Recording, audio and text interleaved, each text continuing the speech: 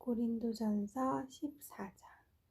사랑을 추구하십시오. 신령한 것들을 열심히 구하되 특히 예언하기를 간절히 구하십시오.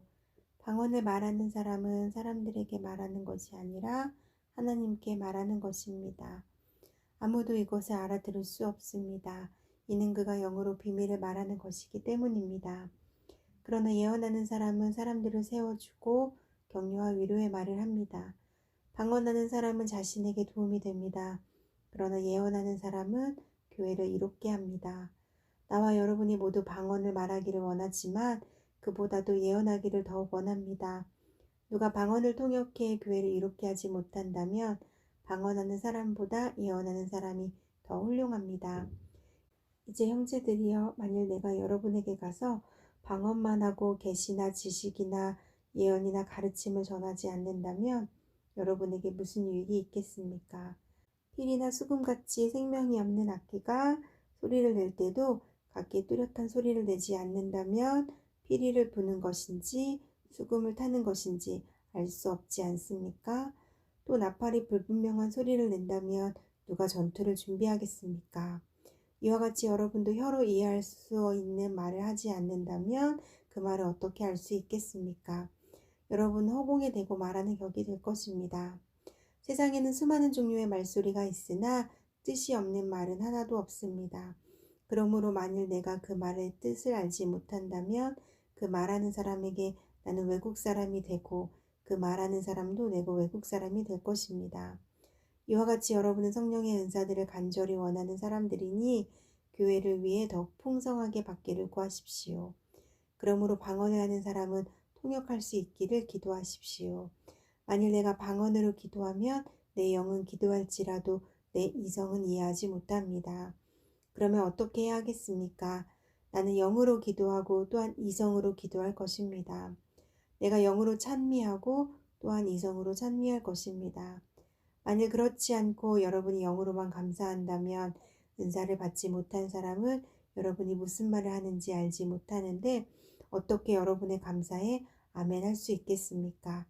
여러분이 감사를 잘했다 할지라도 다른 사람에게는 도움이 되지 못합니다. 내가 여러분 모두보다 방언을 더 많이 함으로 하나님께 감사를 드립니다. 그러나 나는 교회에서 사람들을 가르치기 위해 방언으로 1만 마디 하는 것보다 깨달은 이성으로 5마디 말하기를 원합니다. 형제들이여, 생각하는 데는 어린아이가 되지 마십시오. 악한 일에는 어린아이가 되고 생각하는 데는 어른이 되십시오. 율법에 기록되기를 내가 방언을 말하는 사람들의 혀와 외국 사람들의 입술을 통해 이 백성에게 말할지라도 그들은 내 말을 듣지 않을 것이다 라고 했습니다. 그러므로 방언은 믿는 사람들을 위한 것이 아니라 오직 믿지 않는 사람들을 위한 표적이며 예언은 믿지 않는 사람들을 위한 것이 아니라 믿는 사람들을 위한 것입니다. 그러므로 만일 온 교회가 모여 모두 방언으로 말한다면 은사를 받지 못한 사람들이나 믿지 않는 사람들이 들어와서 듣고 여러분에게 미쳤다고 하지 않겠습니까? 그러나 만일 모두가 예언을 하면 믿지 않는 사람들이나 은사를 받지 못한 사람들이 들어와서 듣고는 모든 사람에 의해 잘못을 질책받고 심판을 받아 그 마음속에 숨은 것들이 드러나게 됩니다. 그래서 그들은 엎드려 하나님을 경배하며 참으로 하나님께서는 여러분 가운데 계십니다 라고 인정할 것입니다. 형제들이여, 그러면 어떻게 해야 하겠습니까? 여러분이 모일 때 각각 찬송도 있고 가르침도 있고 방언도 있고 계시도 있고 통역도 있으니 모든 것은 교회를 이롭게 하기 위해 하십시오. 누가 방언을 하려고 하면 2사람이나 혹은 3사람 정도가 말하되 차례대로 하고 한 사람은 통역을 하십시오. 만일 통역할 사람이 없다면 교회에서는 잠잠히 있고 자신과 하나님께만 말하십시오. 예언하는 사람은 2이나 3이서 말하고 다른 사람들은 그것을 분별하십시오. 만일 앉아있는 다른 사람에게 계시가 내리면 먼저 말하던 사람은 잠잠히 계십시오.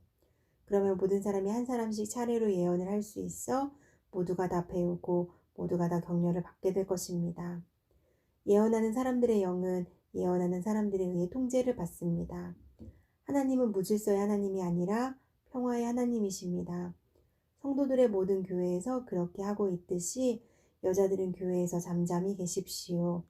여자들에게는 말하는 것이 허락되어 있지 않으니 율법에서도 말하는 것과 같이 여자들은 복종하십시오. 만일 무엇을 알기 원한다면 집에서 남편에게 물어보십시오. 여자가 교회에서 말하는 것은 부끄러운 일이기 때문입니다. 하나님의 말씀이 여러분에게서 나왔습니까? 또는 여러분에게만 임했습니까? 만일 누구든지 자신을 예언자나 신령한 사람으로 생각한다면 그는 내가 여러분에게 쓰는 것이 주의 명령임을 아십시오. 만일 누구든지 이것을 인정하지 않으면 그도 인정을 받지 못할 것입니다. 그러므로 내 형제들이여 예언을 간절히 구하며 방언으로 말하는 것을 막지 마십시오.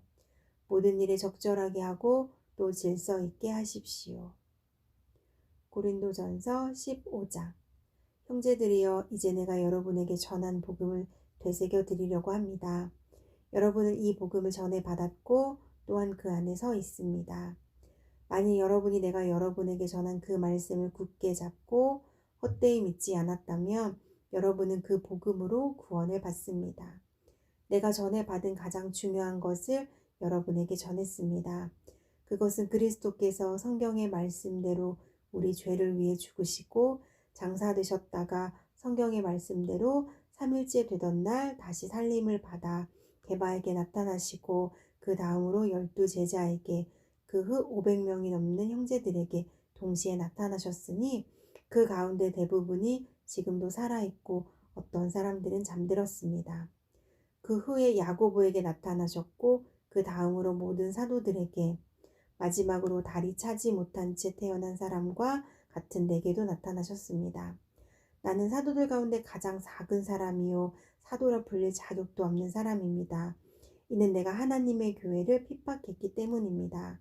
그러나 오늘날 내가 나된 것은 하나님의 은혜로 된 것입니다.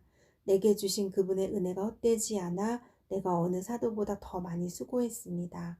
그러나 이것은 내가 한 것이 아니요 오직 나와 함께 하신 하나님의 은혜로 한 것입니다. 그러므로 나나 그들이나 우리가 이렇게 복음을 전파하고 있으며 여러분도 이렇게 믿었습니다. 그리스도가 죽은 사람들 가운데서 살아나셨다고 전파되고 있는데 왜 여러분 가운데 어떤 이들은 죽은 사람의 부활이 없다고 합니까? 죽은 사람의 부활이 없다면 그리스도께서도 다시 살리심을 받지 못하셨을 것입니다. 만일 그리스도께서 살리심을 받지 못했다면 우리가 전파하는 것도 헛되고 또 여러분의 믿음도 헛되며 또 우리가 하나님의 거짓 증인으로 드러날 것입니다. 만일 죽은 사람들이 다시 살지 못한다면 하나님께서 그리스도를 살리시지 않으셨을 것입니다. 만일 죽은 사람들이 다시 살지 못한다면 그리스도께서도 살리심을 받지 못하셨을 것입니다. 만일 그리스도께서 살리심을 받지 못하셨다면 여러분의 믿음도 헛되고 여러분은 여전히 자신의 죄 가운데 있고 그리스도 안에서 잠든 사람들도 멸망했을 것입니다. 만일 우리가 그리스도 안에서 가진 소망이 이 세상의 생명뿐이면 모든 사람들 가운데 우리가 가장 불쌍한 사람들일 것입니다. 그러나 이제 그리스도께서 죽은 사람들 가운데서 다시 살아나셔서 잠자는 사람들의 첫 열매가 되셨습니다. 한 사람으로 인해 죽음이 들어왔으니 한 사람으로 인해 죽은 사람들의 부활도 옵니다. 곧 아담 안에서 모든 사람이 죽은 것 같이 그리스도 안에서 모든 사람이 생명을 얻을 것입니다. 그러나 각각 차례대로 될 것이니 먼저는 첫 열매인 그리스도이시요 그 다음은 그리스도께서 다시 오실 때 그분에게 속한 사람들입니다. 그 다음에 세상의 마지막이 올 것인데 그때는 그분이 모든 권력과 권세와 권능을 멸하시고 그 나라를 하나님 아버지께 바칠 것입니다. 하나님께서 모든 원수들을 그리스도의 발 아래 두실 때까지 다스리셔야 합니다. 멸망당할 마지막 원수는 죽음입니다. 성경에 이르기를 하나님께서 만물을 그분의 발 아래 두셨다라고 했습니다. 그러나 만물을 발 아래 둔다고 할 때 만물을 그분에게 복종하게 하신 분은 그 안에 들지 않은 것이 분명합니다. 만물을 그분께 복종하게 하신 때는 아들 자신도 만물을 복종하게 하신 분에게 복종하게 될 것입니다. 이는 하나님께서 만유의 주가 되시려는 것입니다. 만일 부활이 없다면 죽은 사람을 대신해서 세례받은 사람들은 왜 그렇게 하는 것입니까? 만일 죽은 사람들이 전혀 다시 살아나지 못한다면 왜 그들을 위해 세례를 받는 것입니까? 그리고 왜 우리는 시시각각으로 위험을 무릅쓰겠습니까? 형제들이여, 내가 그리스도 예수 우리 주 안에서 가진 내 자랑인 여러분을 두고 단언합니다만 나는 날마다 죽습니다. 만일 내가 에베소에서 인간적인 동기로 맹수들과 싸웠다면 내게 무슨 유익이 있겠습니까? 만일 죽은 사람들이 살아나지 못한다면 내일 죽을 것이니 먹고 마시자 라고 할 것입니다. 속지 마십시오. 나쁜 친구들이 좋은 습관을 망쳐버립니다. 정신을 똑바로 차리고 죄를 짓지 마십시오. 하나님을 알지 못하는 사람들이 있으므로 여러분을 부끄럽게 하기 위해 내가 이런 말을 합니다. 그러나 어떤 사람은 죽은 사람들이 어떻게 살아나며 어떤 몸으로 옵니까? 라고 물을 것입니다. 어리석은 사람이여, 당신이 뿌리는 씨가 죽지 않고서는 살아날 수 없습니다. 당신이 뿌리는 것은 장차 생겨날 몸 그 자체가 아니라 밀이나 다른 곡식이든지 다만 씨앗을 뿌리는 것입니다. 그러나 하나님께서는 뜻하시는 대로 그 씨의 몸을 주십니다. 곧 각각의 씨에 각기 고유한 몸을 주십니다. 모든 육체가 다 같은 육체가 아닙니다.